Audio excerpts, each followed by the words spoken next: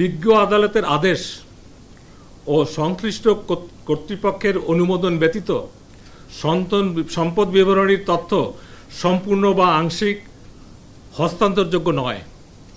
I repeat, বিজ্ঞ আদালতের আদেশ ও সংশ্লিষ্ট কর্তৃপক্ষের অনুমোদন ব্যতীত সম্পদ বিবরণীর তথ্য সম্পূর্ণ বা আংশিক হস্তান্তরযোগ্য নয়। ক্লজ 2, সম্পদ বিবরণী অতি গোপনীয় দলিল বিধায় এক্ষেত্রে তথ্য অধিকার আইন 2009 প্রযোজ্য হবে না। সম্পদ বিবরণী অতি গোপনীয় দলিল বিধায় এক্ষেত্রে তথ্য অধিকার আইন 2009 প্রযোজ্য হবে না। আর দুটো বিষয় এখানে ইম্পর্টেন্ট, আমরা অনেকে বলেছিলেন, আমিও বলেছিলাম যে জমা না দিলে কি হয়। জমা না দিলে অনেক কিছু হয়। এখানে আমি আইনের ধারা হিসেবে বলতে পারি, প্রথমে হলে যদি জমা ঠিকমতো না দেয়, তথ্য গোপন করে, প্রথমে যেটা হয় এটাকে বলে লঘুদণ্ড দেওয়া হয়। যেহেতু কাগজটা আমি দিব, এখানে আমি উচ্চারণ করতে চাচ্ছি না। লঘুদণ্ডেরও ক, খ, গ, ঘ 4টা স্টেপ আছে, এবং তারপরেও যদি সেটা লঘুদণ্ডের চেয়ে অতিমাত্রায় অপরাধ হয় তখন গুরুদণ্ড দেওয়া হয়। এবং গুরুদণ্ডেরও ক, খ, গ, ঘ 4টা ধারা আছে। এ হলো মোটামুটি, আমি যদি বলি, বাকিটাতে এখানে ডিটেলস লেখা আছে, আমি সামিং আপটা করলাম। আর এখানে আমাদের যে ফর্মটাও আমি আপনাদেরকে দিয়ে দেবো, এই কারণে আপনাদের মাধ্যমেই কিন্তু এই খবরটা সারা দেশের 15 লাখ আমাদের যে সরকারি কর্মচারী আছে সবাই পাবেন। এখানে ফর্মটা যেহেতু সাথে দেওয়া হচ্ছে, এবং এই সামিং আপ আমরা যেটা করে দিয়ে দিচ্ছি, আপনারা আপনাদের মতো করে ইলেকট্রনিক প্রিন্ট মিডিয়া লিখতে পারেন। কারণ এইটা কিন্তু আমাদের আদেশ নামতে, কারণ আমরা বিভিন্ন পর্যায়ে নাম যাবে, যে কয়দিন লাগবে, আজকে কিন্তু এটা আপনার দেওয়ার সাথে সাথে এটা একটা ইম্প্যাক্ট করবে, পজিটিভ ইম্প্যাক্ট, এবং এটা বাধ্যতামূলক ফর অল কনসার্ন। আমার মনে হয় পিআরও সাহেবের কাছে কপি আছে। আমার এরপরে একটা এসএসবি মিটিং আছে, আমি যেহেতু আমাদের রুমে দেখলাম যে হয় না, দণ্ডটা তো আপনার স্টেপ 1, স্টেপ 2, এইটা দণ্ড শুনলে তো অনেকে ঘাবড়ায় যাবে। আমি দণ্ডটা বলতে চাচ্ছি না, গুরুদণ্ড এবং লঘুদণ্ড এইটাই রাখতে চাচ্ছি। তবুও আমরা যেহেতু আপনারা চান, আপনারা আপনাদের মতো করে বলবেন, যেহেতু আইনের ভাষায় এটা লেখা আছে আমি বলতেই পারি। লঘুদণ্ড তো বোঝেন, স্বল্প মাত্রায়। কতে বলা আছে তিরস্কার, ইংরেজিতে বলে সেন্সর, আপনাকে ধমক দেওয়া একটা, এই ভবিষ্যতের এই কাজ করলে এই হবে, যেটা বলে তিরস্কার, লিখিত কিন্তু মুখে না। দ্বিতীয়টা হলো খ, চাকুরি বা পদ সম্পর্কিত বিধি বা আদেশ অনুযায়ী পদোন্নতি বা আর্থিক সুবিধা বৃদ্ধির অযোগ্যতার ক্ষেত্রে ব্যতীত নির্দিষ্ট মেয়াদের জন্য পদোন্নতি বা বেতন বৃদ্ধি স্থগিত রাখা, ইনক্রিমেন্ট হেল্ড, এটা চালু আছে। গ, কর্তব্য অবহেলা বা সরাসরি আদেশ অমান্য করিবার কারণে সংশ্লিষ্ট অফিসারের আর্থিক ক্ষতির সম্পূর্ণ অংশ বা উহার অংশবিশেষ বেতন বা আনুষ্ঠানিক হইতে আদায় করা। এটা হলো আইনি ভাষায় জন্য এইভাবে লেখা, আদায় করা। ঘ, বেতন গ্রেডের নিম্নতর ধাপে অবনমিতকরণ, স্কেলের লাস্ট স্কেলে নামায় দেওয়া, এগুলো এখন চালু আছে, এগুলোকে আমরা বলি লঘুদণ্ড। আর এটার মাত্রার একটা পর্যায়ে গেলে তখন গুরুদণ্ড হয়। গুরুদণ্ড 4টা আছে, আপনারা জানতে চাইলেন, দেখে আমি স্পেল আউট করতেছি, বলছি। ক, নিম্ন পদ বা নিম্ন বেতন গ্রেডে অবনিয়মিতকরণ, যে পদে আছে তার চেয়ে 1 স্কেল নামানো, যে গ্রেডে আছে তারকে 1 স্কেল গ্রেডে নামানো, এটা হলো গুরুদণ্ড। খ, এটার গুরুত্ব বুঝে আইনানুগভাবে বাধ্যতামূলক অবসর প্রদান। It depends on the gravity of the offense. গ, চাকরি হইতে অপসারণ। ঘ, চাকরি হইতে বরখাস্তকরণ। এগুলো হলো আইনের বিধান, বাংলায় লেখা আছে, আপনারা এটা পাবেন।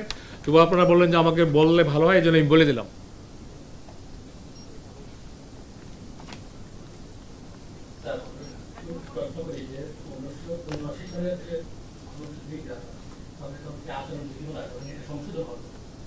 এটার সংশোধন হয়েছে 30/12/2002, এবার রাইট, ব্র্যাকেটে লেখা আছে। মূল আইনটা হলো 1979, আর সংশোধিত হলো 30/12/2002। আপনারা চাইলে এই সংশোধনী নিতে পারেন, এটা তো পাবলিক মেটাল। জি,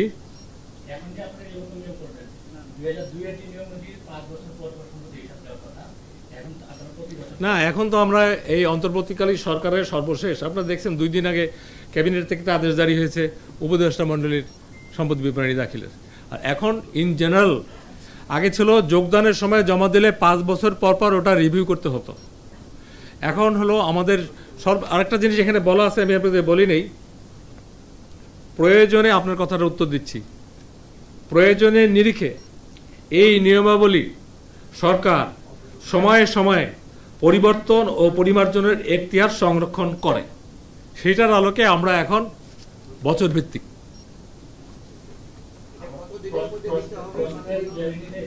আমি ওনার কোশ্চেনটা ভেরি ক্লিয়ার, কতদিনের মধ্যে? এখন প্রতি বছর আপনারা জানেন 10B ফর্ম নিয়ে কথা হয়, আমাদের যে ট্যাক্স রিটার্ন দাখিল করে এটা নিয়ে কথা হয়, সেটা হলো নভেম্বর মধ্যে থাকে, ম্যাক্সিমাম বাড়ে 31, এটা অর্থ বছরে।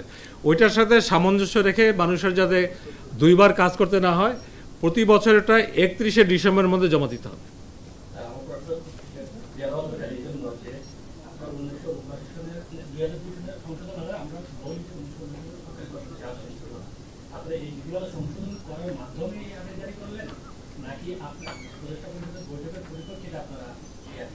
না, এটা তো আপনি একটা বলতে পারেন যে 5 বছরের জায়গায় 1 বছর কেন করা হচ্ছে।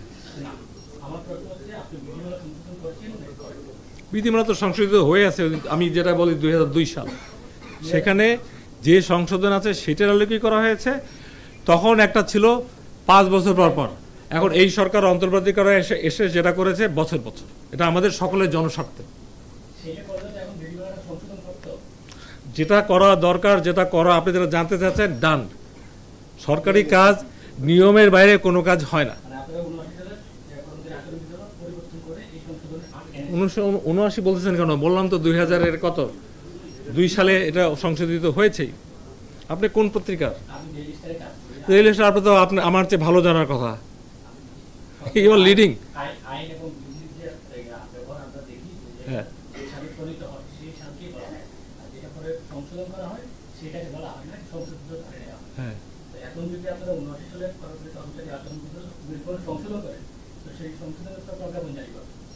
সেই সংশোধন তো হয়ে আছে 2002 সালে। আপনি একটা কোশ্চেন, আমি প্লিজ অন্য কেউ থাকলে বলেন, আপনি আমার সাথে দেখা করবেন পরে।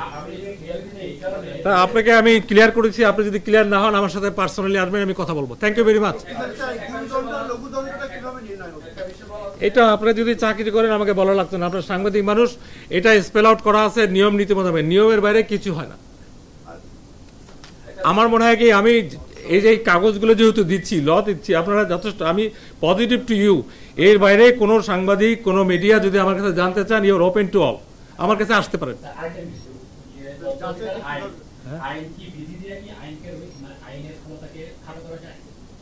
আমি আপনার এগুলো টু বি ফ্র্যাঙ্ক, যে ফান্ডামেন্টালগুলো কোশ্চেন করতেছেন, আপনি আসেন, আমি কথা বলবো। Thank you very much. আমার একটা এসএসজি মিটিং আছে। জি, হ্যাঁ,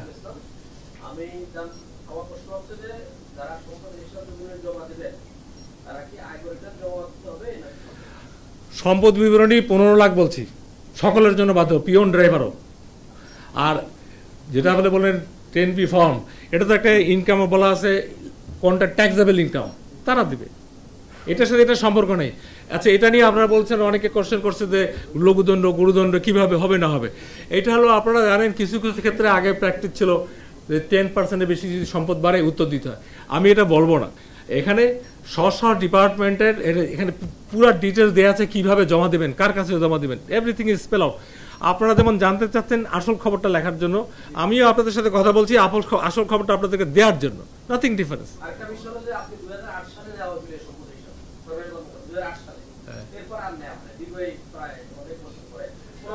2008 সালের পরে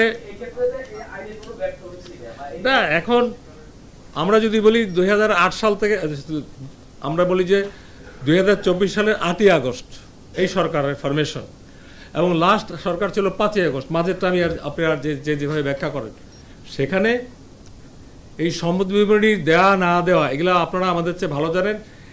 সেটা নিয়ে আমি কথা বলা আমার জন্য আমি মনে করি এখন থেকে অন অ্যান্ড নাও, যেমন আমি বলে দিচ্ছি 2024 সালের বিষয়টা 30শে নভেম্বরের মধ্যে জমা দিতে হবে। আর এরপর থেকে প্রতি বছর যাতে বারবার এটা বলতে না হয়, আইনটা চেঞ্জ করতে না হয়, প্রতি বছরের 31 ডিসেম্বরের মধ্যে জমা দিতে হবে। এবং দেওয়ার প্রসিডিউর কাকে কি, আমাদের এই খবরটা ডাউনলোড হতে হতে কয়েকদিন লাগবে। আর আপনারা এই মেসেজ দেওয়ার সাথে আজকেই সবাই জেনে যাবে, অ্যালার্ট হবে। একটাই তো কারণ, এটা দিয়ে দেখবেন যে কিছু কিছু মাত্রায় যারা এই যে আমাদের কি বলবো জায়েন্ট হয়ে গেছিল না, ফাইন্যান্সিয়াল জায়েন্ট, এটাই বোধহয় বলা ভালো, তারা অন্তত সচেতন হবে। এবং অনেক জায়গায় আমি আশাবাদী দুর্নীতিতে একটা লাগাম টানা হবে। এটা অবশ্যই যাচাই প্রক্রিয়াটা কিভাবে হবে? যে যখন আমি জমা দিলাম, কেউ জমা দিল, পরে এটা যাচাই প্রক্রিয়াটা কিভাবে? এটা হলো কনসার্ন আমাদের মন্ত্রণালয়ে বলি, আমাদের এখানে মন্ত্রণালয়ে অনেকগুলো উইং আছে, তার মধ্যে একটা আছে বিধি, আর একটা আছে শৃঙ্খলা আইন আপিল। এটা যদি কেউ ভায়োলেট করে এটা শৃঙ্খলাজনিত অপরাধ হয়, এই জন্য ওই শাখায় সব জমা পড়বে। এখানে জমা পড়ার পরে এটা আলটিমেটলি অনলাইনে যাবে। অনলাইনে একটা সময়ের ব্যাপার, বেশি দিন লাগবে না। আপনি স্টারে আছেন, যুগান্তরে আছেন, আমি অনেককেই চিনি। তখন যেটা ঘটবে, আপনি যারা জানতে চাইলেন যে কেমনি বুঝবো যে কত সম্পদ, সেখানে একটা টার্গেট দেওয়া হবে, এর বেশি হলে সিগন্যাল দেবে। এটা আন্ডার প্রসেস, এটা ফাইন্যান্স মিনিস্ট্রি করে। ফাইন্যান্স মিনিস্ট্রি, আমাদের পাবলিক অ্যাডমিনিস্ট্রেশন মিনিস্ট্রি, ক্যাবিনেট, এগুলো আমরাই করি। এবং আমাদের এই ক্যাপাবিলিটি হয়েছে, সক্ষমতা। অতএব এগুলো একবারে আমি অনেক, যেমন আমাদের অনলাইন রিটার্ন আগে দাখিল করা যেত না, এখন যায়। এটাও এরপর অনলাইন হলে দেখা যাবে কি যে কার কত সম্পদ কোথায় কখন এমন কিছু ঘটে গেলো যেটা অবিশ্বাস্য, তখন ওই মেশিন আপনাকে ইন্ডিকেট করবে, আপনাকে গ্রিন সিগন্যাল দেবে। আমাদের যেমন মোবাইলে চার্জ দিলে একটা পর্যায়ে সিগন্যাল দেয় না, তোমার ব্যাটারি রিচার্জ করো, ওটা হলো চার্জ করতে বলে, এটা হলো ডিচার্জ করতে বলবে। এই হ্যাঁ,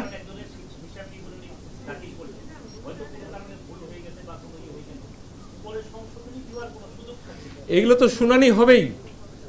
এটা তো সবই ডিসিপ্লিন অ্যাপিল রুলের, এটা ক্রিমিনাল প্রসিডিউর আমরা যাচ্ছি না। আপনি যেটা বললেন ওটা ইমপ্লাইড। তারপরেও যদি কিছু হয় না, এই জন্য লঘুদণ্ড গুরুদণ্ড। লঘুদণ্ড মানে প্রথম আপনাকে এর মধ্যে মেনে টেনে শুনে টেনে আপনাকে একটা স্টিকার দিয়ে দিল। হ্যাঁ, প্রজ্ঞাপন আজকে আপনি আপলোড পাবেন।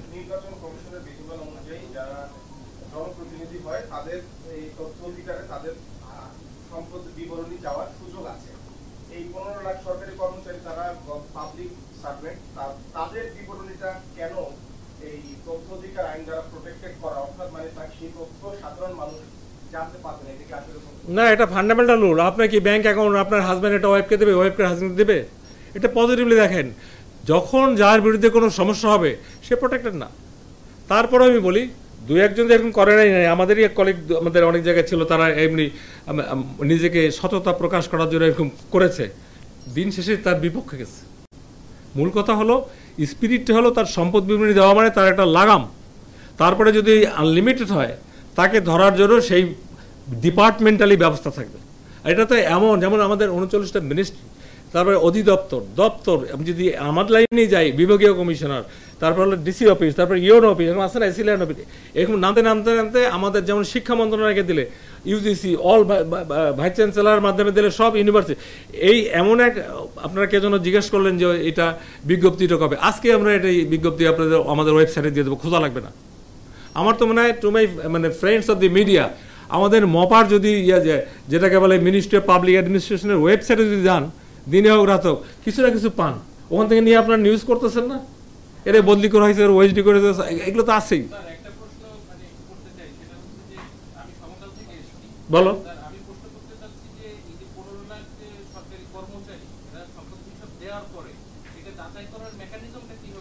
আমি বোধহয় একটু আগে বলছিলাম যে এটা কামিং, এখনো হয়নি, যেটা অনলাইনে হলে মেকানিজমটা অটো হবে। আর এখন কিভাবে হবে জানেন, সকলের পিছে লাগা। আমরা বন্ধুর চেয়ে শত্রু বেশি। দেখবেন দুইটা একটা বাইরে হবে, এটা খোলা হবে, এটা তখন পাবলিক ইস্যু নাই। যেন আপনাদের আগে বলছি, এটা আইন দ্বারা প্রোটেক্ট করা হয়েছে, এটা ফান্ডামেন্টাল রাইট। আপনার কি প্রপার্টি আছে, আপনার পার্সোনাল, আমার কি জানার অধিকার আছে? এটা খুব স্বাভাবিক কথা। আপনারা মিডিয়াতে আছেন, এটাকে পজিটিভলি আমি বলবো কি, এটার ম্যাক্রো কনসেপ্ট 15 লাখ অফিসার কর্মকর্তাকে কখনো যাওয়া সম্ভব হয় নাই, এইবারই প্রথম। আগে এটা 9-6 ছিল, এখন এটা একেবারে ট্রান্সপারেন্ট। এবং যাকে ধরা হবে এই যে গুরুদর সেদিন বলছিলেন যে স্যার এখন দেই না দেই কি হয়, এবার দেখেন কি হবে। যেহেতু 30শে নভেম্বর পর্যন্ত টাইম দিলামই আমরা, তারপরে এটা নিয়ে নাড়াচাড়া, আর প্রতি বছর হলো 31শে ডিসেম্বর নাড়াচাড়া হবে, আমাদের করা লাগবে না, দেখবেন যে অফিসই করতেছে এটা। আচ্ছা, আপনার একটা কোশ্চেন বলে যে নির্বাচন কমিশনে যারা দাঁড়ায়, ইউনিয়ন পরিষদ বলেন, ওয়ার্ড বলেন, এমপি বলেন, পৌরসভা বলেন, city corporation, what ever it is, তার প্রাইম দায়িত্ব হলো মানুষকে জানানো, ভাই আমার এই সম্পদ, এর বেশি আমার নাই। এরপর যদি বাড়ে, এখন তো এইবারে দেখলাম বাড়া কমার কোনো হিসাব নেই, রিগার্ডলেস, এন্ডলেস, তখন ওরা বলে যে আমি তো সৎই ছিলাম। এটা হলো নির্বাচনের সাথে তাদের যায়। আর সরকারি কর্মচারী, যেটাকে আমি কর্মচারী বলি, তাদের এই ধরনের কোনো এজেন্ডা নাই। দুই একজন, আমি নাম ঠিকানা বলে খারাপ লাগবে, তারাই এই উদ্যোগ নিচ্ছিল যে আমার কিছু নাই, সবাই দেখো, পাবলিক আমি হয়ে গেলাম। কিন্তু পরে দিন শেষে দেখা গেছে এলে সব নাটক। আর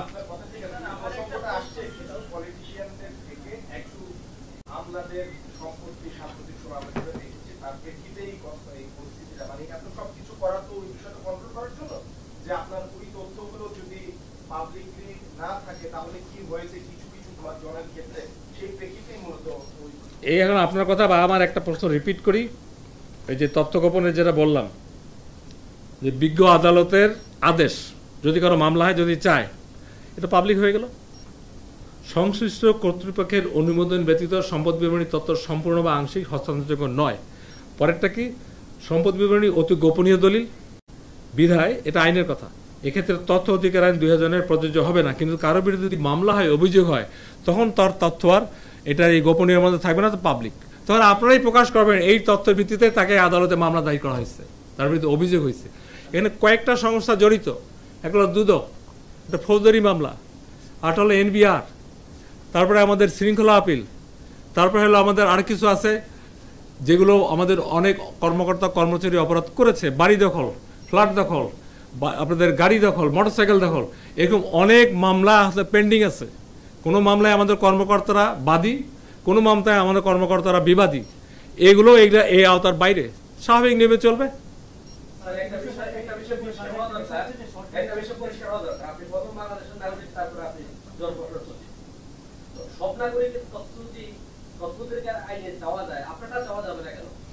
এখন সরকারি কর্মচারী বিধিতে আমাদেরকে ডেফিনেশন দেওয়া আছে কারা, এই জন্য এইটা আমাদের জন্য প্রযোজ্য।